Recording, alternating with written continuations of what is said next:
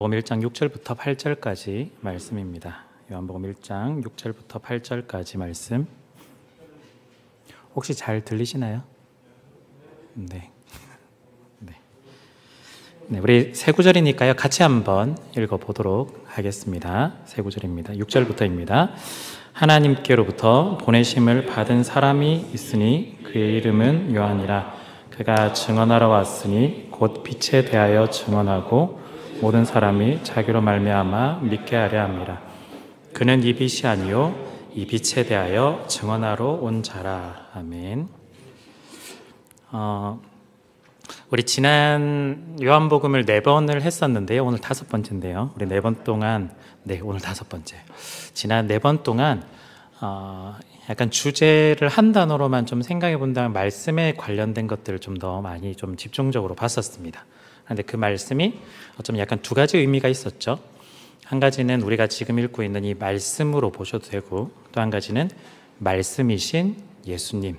그래서 그 예수님을 우리 가운데 채워나가는 과정들을 우리가 좀 생각해 봤었습니다. 지난 한 주간 말씀으로 좀 채워보셨나요? 네. 한번 계속해서 말씀을 한번 채워보셨으면 좋겠고요.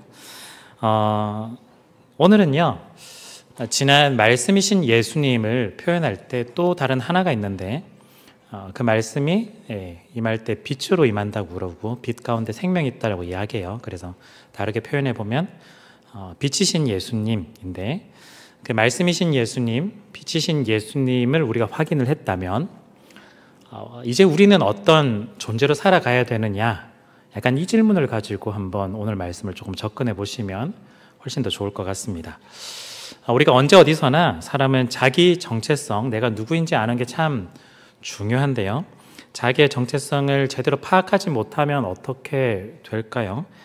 그 자기 자리를 넘어서게 되고요. 지켜야 될 자리를 이탈하게 되는 경우들이 굉장히 많이 발생할 수 있습니다. 한마디로 문제를 일으키게 되는 거죠. 제가 한 달 반 전쯤에 제가 군자 쪽에서, 아차산 쪽에서 논현동으로 이사를 왔습니다. 그래서 여기 왔는데요. 제가 돈이 많아서 온 것도 아니고, 교회에서 사택을 제공해줘서 여기로 이사를 왔는데요. 물론 이전 집에 비교해보면 조금 나름 괜찮은 집이죠. 괜찮은 집인데, 그렇다 해서 이 집이 내 소유일까? 아니라는 거죠. 이제부터 제가 여기에 살고 있으면 뭔가 이전에 비해서는 돈이 많은 사람이 되었을까? 여전히 저는 마이너스 통장을 쓰고 있습니다. 전혀 해결된 게 없고, 물가만 올라갈 뿐 쉽지는 않습니다. 여러분들이 보시기에는 목사님이 좀 있어 보이지 라고 생각할 수도 있겠지만, 전 전혀 가진 게 없는 그런 사람입니다. 제가 하는 직무, 지금 우리 서울영동교회에서 부교육자를 잘 하기 위해서 교회에서 제공해 준 편의일 뿐이지 이게 저의 영원한 것이 아닌 거죠. 이 직무가 끝나면 어떻게 될까요? 전 반납해야 돼요. 전 집을 나와야 되는 거죠. 그런데 그걸 잊어버리고 난 영원히 이 모든 것들을 해 나갈 거야 라고 생각하는 순간 망하게 되는 겁니다. 영원히 나는 대접을 받고 사는 사람이다 라고 생각하고 영원히 내 소유일 거다라고 착각 속에 빠지는 순간 망하는 거죠. 여러분들도 회사를 다니시다 보면 회사가 보통 법인으로 이루어진 경우가 되게 많은데, 법인에서 임원들에게 차량이 제공되기도 하고 혜택도 제공이 되잖아요. 법인 카드도 제공이 될 거고요. 그런데 회사에서 그 직무를 그만두게 되면 그 당시 편의들이 다 사라지게 되잖아요. 영원하지 않는다라는 거예요. 그래서 내가 있는 그 자리, 내가 어떤 존재인지, 나는 어떤 역할을 해야 되는지를 분명하게 알지 못하면 그곳에서 헤어나오기가 쉽지 않은 거예요. 기간들이 예를 들어서 단 1, 2년도 아니고 5년, 10년 이 정도로 대우를 많이 받던 자리에서 만약에 그만두게 된다면 내가 어떤 역할을 해야 되는지, 어떤 자리에 있는지도 잘 알지 못한 채 계속해서 그 자리를 넘보려고 우리의 모습들이 그렇게 돼버리겠죠. 그래서 내가 있는 그 자리와 정체성을 좀 분명하게 알 필요가 있습니다. 내가 사장이 아닌데 사장의 권한까지 침범한다거나 하면 문제가 생기듯이 말입니다. 항상 권력자들 주변에 이런 일들이 좀 많이 발생을 하고 있어요. 권력자 옆에 하다못해 도와주는 비서의 역할 혹은 경호의 역할을 한다 할지라도 자신이 엄청난 권력을 가진 것 마냥 의수되는 경우들이 참 많았죠. 뭐 권력자들의 사촌, 칠촌, 팔촌까지 많은 사람이다. 내가 너무 잘한다. 내가 어떻게 해줄게 라고 하면서 이득을 탐하는 사람들도 굉장히 많습니다. 종이라고 했을 때 옛날 같은 경우 부잣집 종은 자신이 마치 부자가 된 것 마냥 자신을 지켜 세우고 있는데요. 때로는 주인이 분명히 있음에도 불구하고 내가 마치 주인인 것처럼 결정해 버릴 때 그 종의 인생 또한 망하게 되는 경우가 많을 겁니다. 오늘 우리가 읽은 이 세례 요한에 관련된 이야기를 하고 있는데요. 이 세례 요한은 우리가 들었던 대로 예수님의 길을 준비하는 사람, 주님이 오실 길을 예비하는 사람이었습니다. 마치 높은 분이 오실 텐데 그 전에 미리 와서 점검하고 또한 확인하고 조율하는, 어쩌면 조금 쉽게 이해를 한다면 좀 비서의 역할과 같은 그런 일들을 했지 않았을까 싶습니다. 높으신 분이 만약에 온다라고 하는데 조율이 불가능한, 그런 고난이 없는 사람들을 보내지는 않을 거잖아요. 충분히 고난도 있고 충분히 결정도 할 수 있는 그런 사람을 보낼 겁니다. 왜냐하면 높으신 분들에게 있어서 이 내용들은 가벼운 일이 아니기 때문에 굉장히 중대한 일이기 때문에 잘 준비를 해야 되거든요. 그래서 예수님의 오심을 예비하는 세례 요한, 이렇게 생각하면 절대 가벼운 인물이 아닐 겁니다. 일단 세례 요한을 생각해 보면요, 예수님의 친척이었어요. 그냥 뜬금없이 나타난 사람이 아니라 예수님의 친척, 예수님과 관련된 사람이었고요. 태어나기 전부터 성령이 엄청나게 충만했다 라고 이야기를 하고 있어요. 태생부터 완전히 달랐습니다.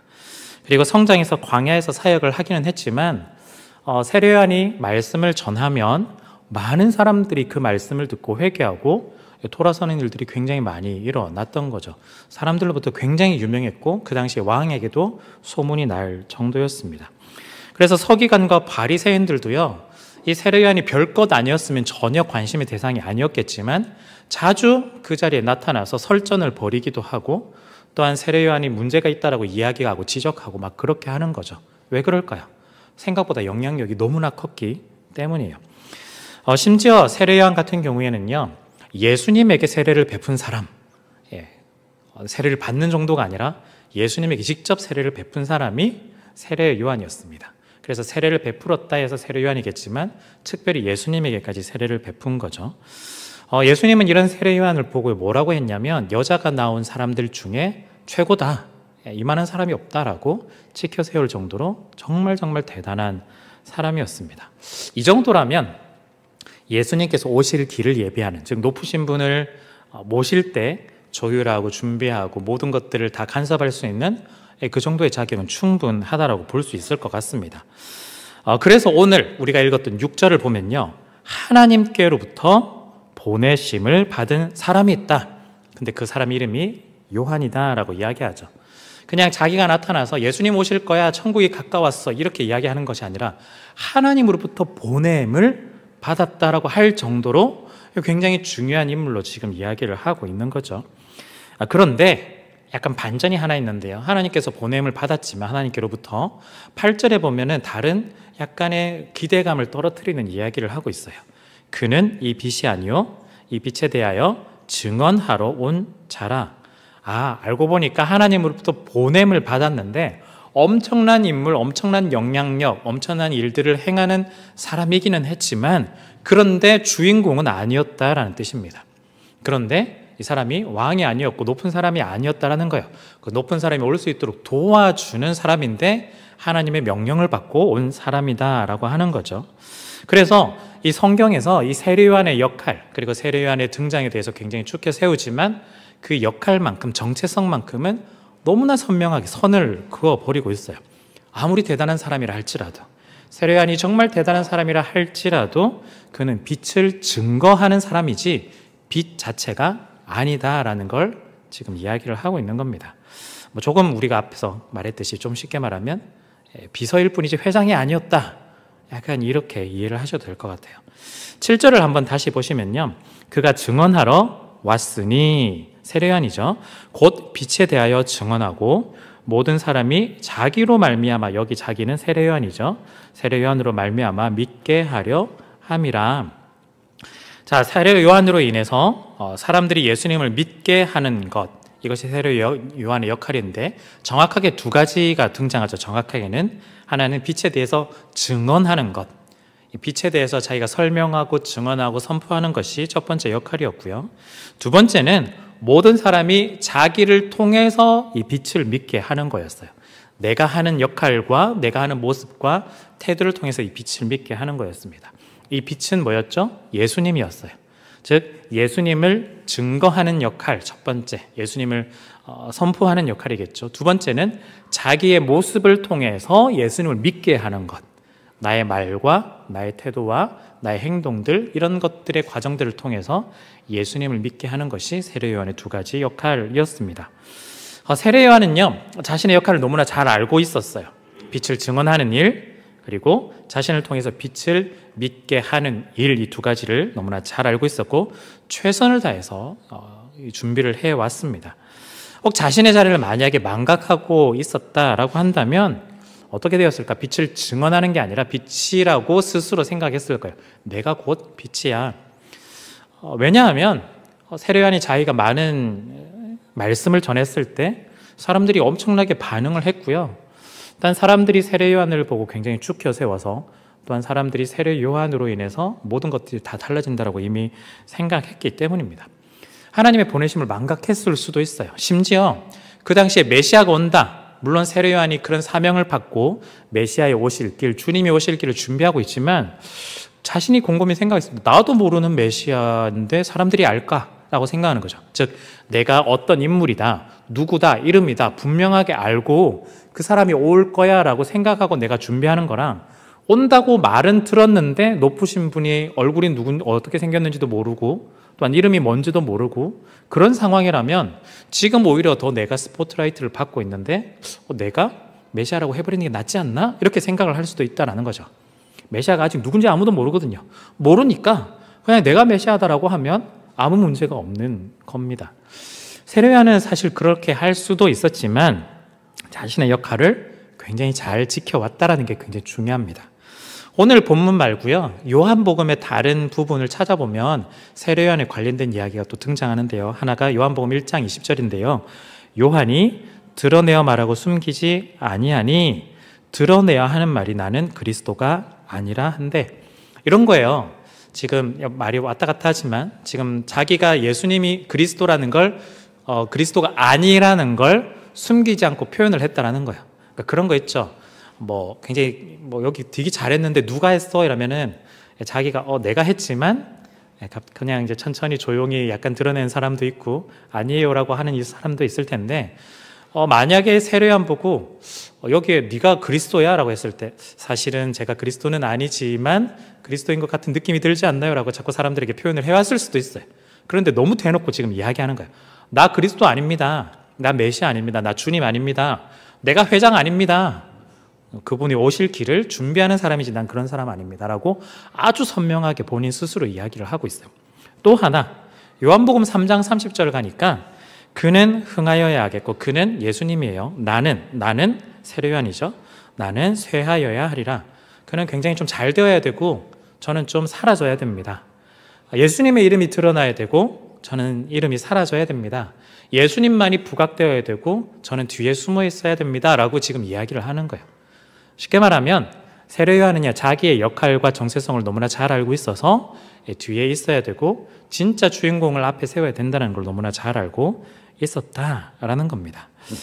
세례 요한이 왜 이렇게 했을까요? 겸손해서 그랬을까? 하나님이 몰래 얘기해서 너 거짓말하면 너 그냥 어떻게 해버리겠다 이렇게 협박을 했을까? 전혀 그런 게 아닐 거예요. 분명한 건 자신이 누구인지를 알고 있다는 거예요. 다시 오늘 본문으로 돌아가면요, 요한복음 1장 8절에 이야기하고 있죠. 그는 이 빛이 아니요. 여기 그는 누구죠? 세례 요한이에요. 세례 요한이 빛이 아니다. 이 빛에 대하여 증언하러 온 사람이다. 6, 7, 8절은요 지금 계속해서 똑같은 이야기 반복하고 있어요. 예수님이 빛이고 예수님이 말씀이신데 그걸 오시기 전에 준비하는 사람이 세례 요한이었다.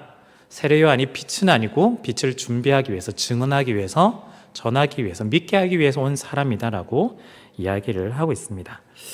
혹여나 오늘 이 말씀을 들으시면서 적용을 하실 때 흔히 여러분들이 직장 생활로 적용을 하시면 안 됩니다.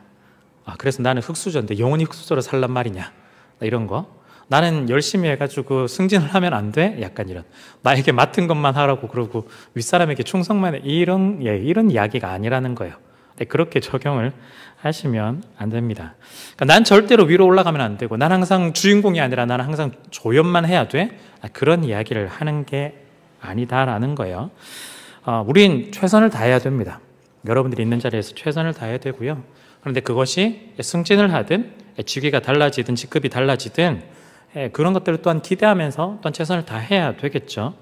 그리고 다만 적용을 한다면 여러분들이 있는 위치에서 여러분들이 있는 권한과 여러분들이 할 수 있는 것들에 대해서 여러분들이 최선을 다해야 되는 거지, 그걸 넘어서는 걸 말하는 거 있지는 않습니다. 더 중요한 건요, 여기서 말하는 건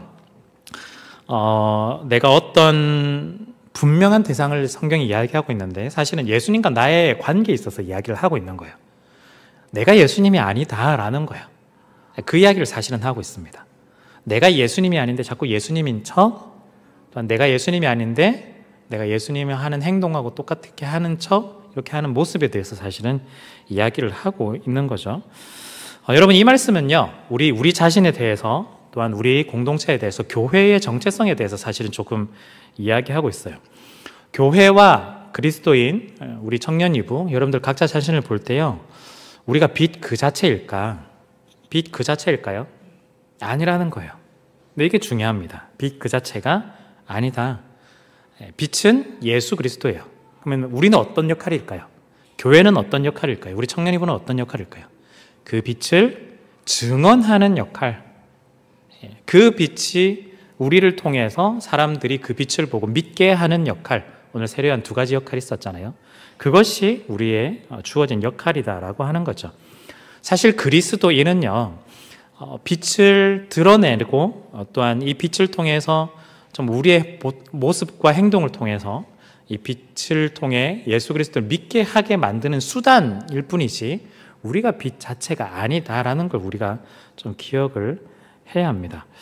그런데요, 저도 마찬가지지만 우리 많은 사람들은 자신의 정체성을 착각하거나 오해하고 또한 넘어서는 경우들이 좀 많이 있습니다. 내가 빛이다 라고 생각하는 거죠. 내가 빛이다. 물론 대놓고 내가 예수님이다 라고 말은 하지 않겠지만 마치 내가 빛인 것처럼 우리가 생각하고 행동하는 경우들이 참 많이 있습니다. 내가 빛이다 라고 생각하는 순간 어떻게 될까요? 예수님은 점점점 사라지게 되어 있어요. 내가 주인공인데, 내가 모든 것들을 할 수 있는데, 그래서 내가 빛이 되는 순간 빛이신 예수님을 보여주는 것이 아니라 빛이신 나 자신을 보여주게 되는 경우들이 굉장히 많다라는 거죠. 그리고 또 하나, 우리가 이런 삶을 살아가면 빛이신 예수님을 차단하는 경우들도 있습니다. 이런 비유들도 가끔씩 쓰는데요, 태양이 하늘에 떠 있는데 빛이 계속해서 쉬지 않고 흘러나오죠. 그런데 우리의 역할은요, 그 빛을 통해서 어둠에 있는 이들에게 마치 거울과 같은 역할처럼 해서 비추어 가지고 다 밝게 비춰주는 그런 역할들을 해야 되는데, 우리는 때론 마치 하늘의 먹구름과 같은 역할을 할 때가 있다라는 거죠. 우리가 빛이라고 말은 해놓고 실제 행동은 그렇지 않잖아요. 그러다 보니 하늘의 먹구름과 같이 그 빛을 완전히 가려서 사람들이 예수라는 그 빛을 보지 못하게 만들고 막아버리고 또 믿지 못하게 만드는 그런 역할들을 하기도 합니다. 태양을 가려버리니 많은 사람들이 오히려 빛을 받지 못해서 병들어 가는 거죠. 알고 보면 때로는 우리들이 그렇게 막고 있는 경우들도 있다라는 겁니다. 다시 한번요, 우리는 빛 자체가 아니라 빛이신 예수님을 증거하는 도구다라는 걸 꼭 기억을 했으면 좋겠습니다. 그래서 오늘 다시 한번 본문을 보실 때요, 오늘 이 사람의 이름이 등장하기 때문에 마침 우리의 이름도 바꿔서 넣어 볼 수 있을 것 같아서 다시 한 번 더 이렇게 또 만들었는데요. 요한복음 1장 6절에서 8절을 보실 때 여기 보면은 요 세례 요한에 있는 자리에 그 자리를 땡땡으로 바꿨거든요. 한번 보시죠. 하나님께로부터 보내심을 받은 사람이 있으니 그의 이름은, 여러분들의 이름을 넣어보는 거예요. 그의 이름은 근수라, 이렇게. 네. 제 이름 넣어서 어색하지만 여러분들 이름 넣으면 더 어색할 수도 있어요. 네. 여러분들 이름을 한번 스스로 한번 넣어보시죠. 여러분들의 이름 넣는데 근수가 증언하러 왔다. 근데 그 빛에 대해서 증언하고 모든 사람이 근수로 말미암아 믿게 하려 함이라. 지금 여러분들이 이름 놓고 있죠? 네, 저만 하고 있는 건 아니죠. 네, 근수는 이 빛이 아니요 이 빛에 대하여 증언하러 온 자라. 어떠세요? 우리가 지금까지 빛이라고 좀 생각해왔는데 알고 보면 내가 빛이 아니라 빛이신 예수님을 믿게 하고 증언하고 또한 여러분들의 모습을 통해서 그 빛이신 예수님을 믿게 하는 그 역할이 있다는 걸 있죠. 그래서 이 구절을 보실 때 꼭 여러분들이 이름을 한번 꼭 넣어서 한번 읽어보시면 너무 좋겠습니다. 그래서 내가 이런 역할이구나, 내가 이런 모습으로 지금 여기 있구나, 이게 그리스도인이구나, 여러분들이 꼭 기억하면 좋겠습니다. 자, 그렇다면요, 여기서 이런 말씀이 혹시 기억나실 수도 있어요. 우리 마태복음에 보면 5장에 이런 말씀 있죠. 5장 14절에서 16절에 너희는 세상의 빛이라. 성경이 앞뒤 다른 말 하는 것 같은데 약간 그런 느낌 들잖아요. 너희는 세상의 빛이라. 산에 있는 동네가 숨겨지지 못할 것이요 사람이 등불을 켜서 말 아래 두지 아니하고 등경 위에 두나니 이러므로 집안 모든 사람 앞에 비치느니라. 이같이 너희 빛이 사람 앞에 비치게 하여 그들로 너희 착한 행실을 보고 하늘에 계신 너희 아버지께 영광을 돌리게 하라. 오늘 읽었던 요한복음과 지금 마태복음이 너무 다른 이야기를 하는 것 같아요. 요한복음은 빛이 아니다라고 해놓고 우리가 지금까지 아는 거는 이 마태복음 말씀이잖아요. 나를 세상의 빛으로 예수님 비추소서 뭐쩍 하잖아요. 네, 그러니까 우리를 빛이라고 계속 이야기를 하고 있거든요. 왜 좀 다를까? 모순이 아닐까? 네, 사실은 이 마태복음의 의미가 더 정확하게는 우리가 빛 자체가 아니라 빛이신 주님을 드러내는 도구다라는 게 사실은 핵심이에요. 그래서요 14절에 너희는 세상의 빛이라라고 끝을 내도 돼요. 그렇죠? 진짜 빛이었다면, 우리가 만약에 빛 그 자체라면 너희는 세상의 빛이라라고 해도 돼요. 그런데 그 뒤에 왜 우리를 세상의 빛이라고 이야기를 하는지 알고 보면 그 빛이신 예수 그리스도를 드러내는 도구이기 때문에 14, 15, 16절까지 설명이 좀 긴 거예요. 바로 13절에는요 앞에는 소금 이야기를 하거든요. 너희는 세상의 소금이다 하면서 간단하게 끝을 내요. 근데 왜 빛에 대해서는 이렇게 길게 설명할까? 왜냐하면 우리가 빛 자체가 아니라 빛을 드러낼 수 있는 도구이기 때문이에요. 마치 오늘 여기 마태복음에 나오듯이 등경이라고 하잖아요. 옛날 방식, 우리나라 방식 호롱불이라고 해야 될까요? 그런 양초 같은 것들, 우리가 그 역할을 한다라는 거예요. 빛을 밝히는데 우리가 빛이 자체가 아니라 빛을 드러낼 수 있는 양초와 같은 역할들. 그래서 양초에 불을 붙여가지고 그냥 밑에다가 숨겨두는 게 아니라 집안을 밝게 하려면 어두울 때, 정전일 때 좀 더 잘 보이는 약간 높이 들어야 모두가 다 밝게 되듯이 우리가 그런 역할을 해야 한다는 뜻으로 지금 마태복음 지금 5장에서는 그 이야기를 하고 있는 겁니다. 그래서 우리가 빛이 아니라 빛을 드러내는 도구다, 등경이다, 호롱불이다, 양초다, 그런 도구로서 지금 이야기를 하고 있는 거예요.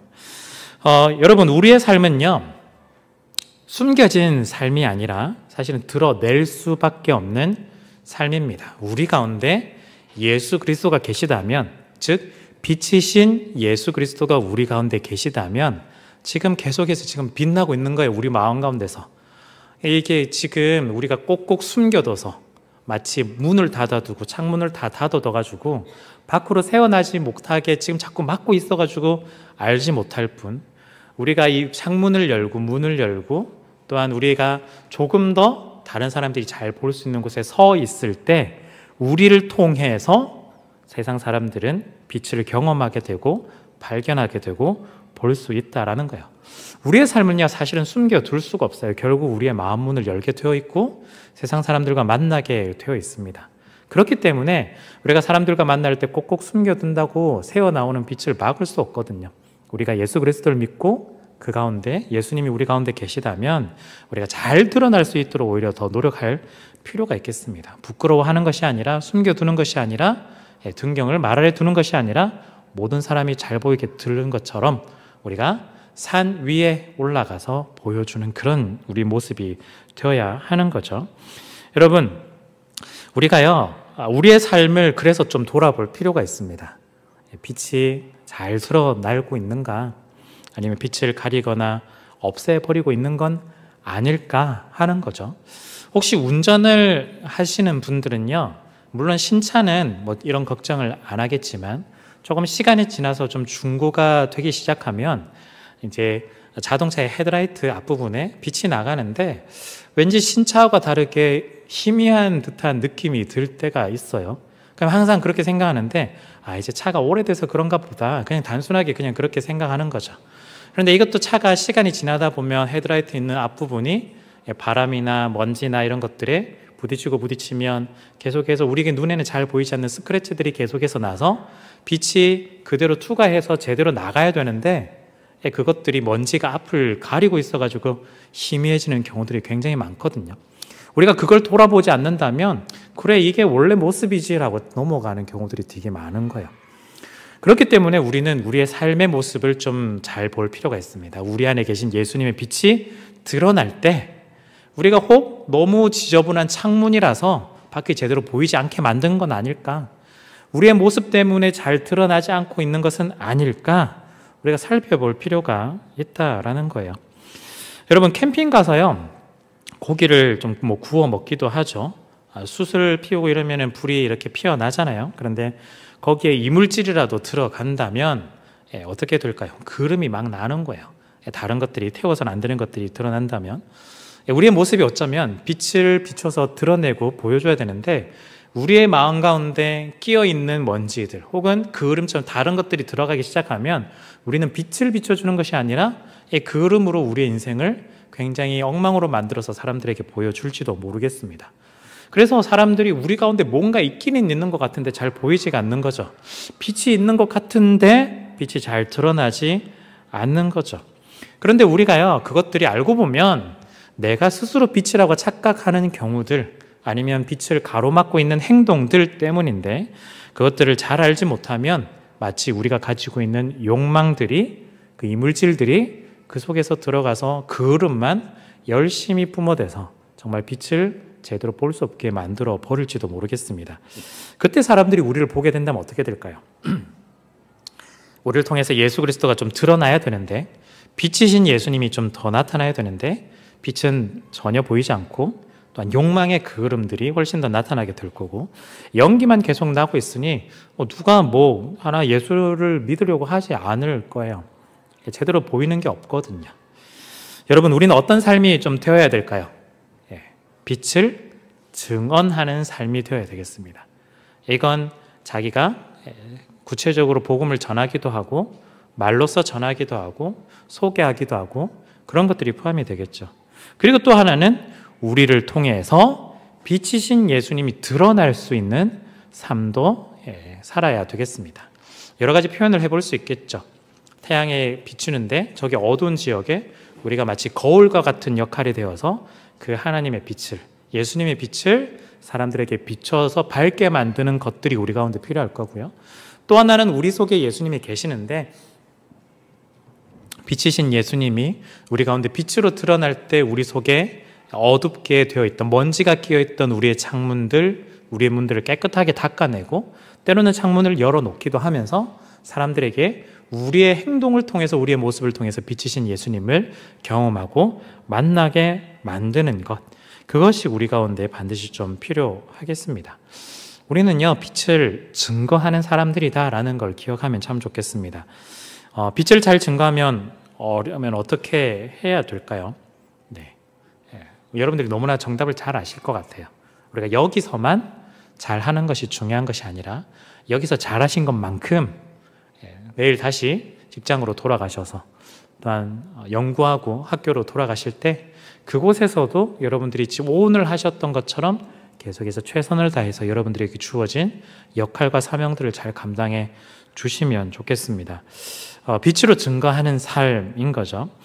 여러분, 우리가요 스스로 볼 때 부정적으로 난 안 돼, 난 어려워, 너무 힘들어, 하나님 저 사실은 잘 안 돼요 라고 볼 게 아니라 하나님께서 나를 통해서 빛을 비추신다라는 걸 좀 기대하고 우리가 한번 살아봤으면 좋겠습니다. 그래서 우리를 통해서 우리가 빛의 통로가 되고 빛을 비춰주는 도구가 되어서 빛을 비출 때, 그래서 다른 영혼들을 비출 때 생명이 일어나고 또한 그 사람들이 다시 한 번 더 회복되는 그런 역사가 일어났으면 좋겠습니다.